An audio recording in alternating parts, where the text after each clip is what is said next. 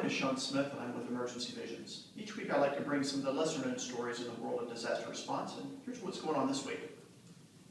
Everyone has known the impacts of Superstorm Sandy that happened just about a year ago up in the Northeast. And it was actually the second 100-year storm that came in subsequent years into that area.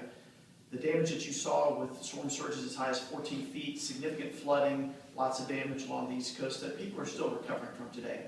So it begs the question, how do you stop the next Sandy and the effects that might happen in the U.S.? Here are some recently proposed ideas that are a little off the cuff, but they've all happened in terms of the ideas and the proposals in the last 5 years.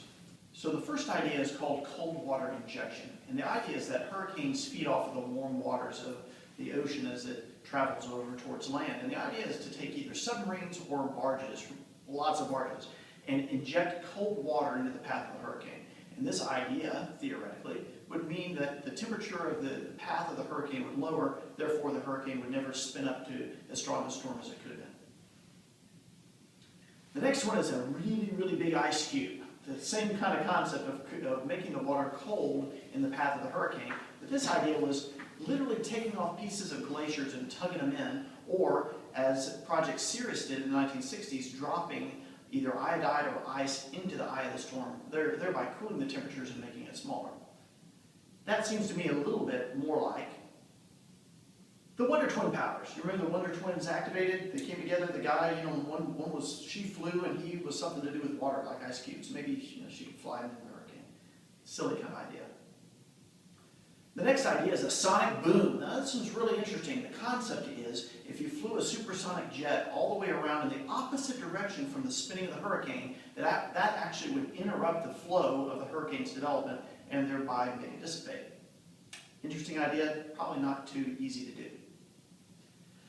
Well, this one is really interesting, blowing smoke into the hurricane. So the theory behind this one is that if the smoke came inside the hurricane and it would be lifted up, the water particles would then freeze. That would interrupt the development of the hurricane.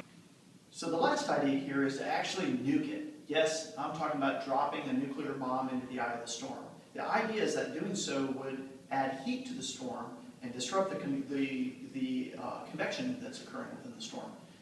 Sounds like a kind of silly idea, but it would actually take a lot of nuclear devices. So not too dissimilar to when people talk about the BP oil spill, plugging it by blowing up the hole there. They really don't know how many it's going to take, but they think it's going to take 4 or 5, probably too much for it to be a viable option. Well, with all of these, the thing that's most interesting is there actually a patent out for one of them, the first one, the cold water injection. There's 5 patents out there that occurred a couple of years ago, filed by none other than Bill Gates.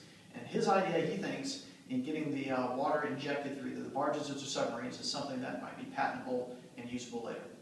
Well, at Emergency Visions, we kind of prefer more traditional methods.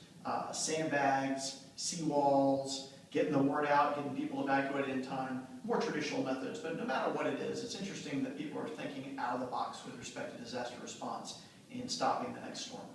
That's it for this week. We'll talk to you again soon.